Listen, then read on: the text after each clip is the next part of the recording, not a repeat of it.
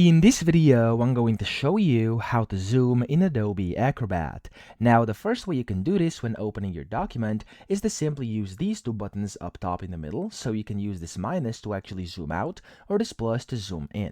You could also set your own zoom by clicking over here and of course typing in a percentage. So for example, I'm going to do 180, press enter, and there we go, that zoom is going to happen. Or you can click on this kind of arrow down button and here you can select your zoom. So if I do 25%, as you can see, it's now much smaller, and then I can do whatever one I want. Now here you also have like actual size. You can zoom to page level, you could go and fit width, fit visible, etc. There's a bunch of different things you can do, and basically those are the three keys up top. Now you could also use your control key on your keyboard, so press the control on your keyboard and then you can go ahead and basically scroll in or scroll out inside, of course, using your mouse. So hold down the control key and then scroll in or scroll out using your mouse wheel. Okay, you could also use the control button on your keyboard and then using the plus and minus button on your keyboard as well, and that's going to kind of go in or out, as you can see, zoom in or zoom out.